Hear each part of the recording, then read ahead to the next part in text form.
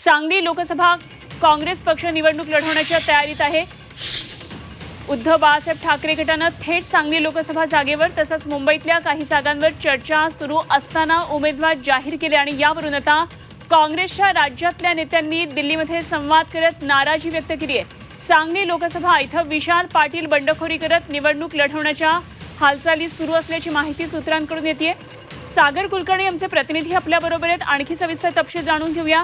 सागर, एकंदरीतच शिवसेनेनं उद्धव बाळासाहेब ठाकरे गटानं आपली उमेदवारांची जाहीर केल्यानंतर आता काँग्रेसमधून नाराजीचा सूर पुढे येतोय। काय काय नेमकं घडतंय? सांगली लोकसभा मतदारसंघावरनं काँग्रेसचे नेते प्रचंड नाराज आहेत। तशा स्वरूपाच्या प्रतिक्रिया देखील समोर माध्यमांसमोर येताना दिसत आहेत।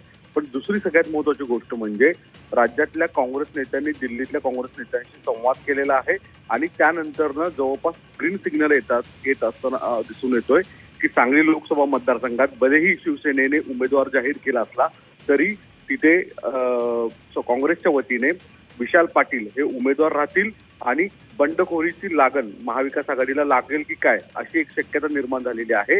आज रात्रीपर्यंत या संदर्भात स्पष्टीकरण होईलच, पण दिल्लीतून मात्र जे विद्यमान काँग्रेसची जागा सांगलीची आहे ती लढवण्यावरून सहमती येताना दिसून येत आहे। आज विश्वजित कदमसह काही नेते दिल्लीत पोहोचलेले आहेत। या सगळ्या घडामोडी आज संध्याकाळपर्यंत घडतील, पण तूर्तास तरी महाविकास आघाडीमध्ये एका बाजूला वंचितची साथ सुटलेली दिसत असतानाच दुसरीकडे मात्र सांगली आणि भिवंडी लोकसभा मतदारसंघावरनं अंतर्गत मोठी बंडखोरी होण्याची सुद्धा शक्यता वर्तवली जात आहे। ठीक, सागर, धन्यवाद दिलेल्या माहितीसाठी आणि वेळोवेळी आपल्याकडून या संदर्भातले ताज्या घडामोडी जाणून घेत राहू। एकंदरीतच सांगली लोकसभा मतदारसंघावरून आता काँग्रेसनं स्वबळाची भाषा सुरू केलेली आहे।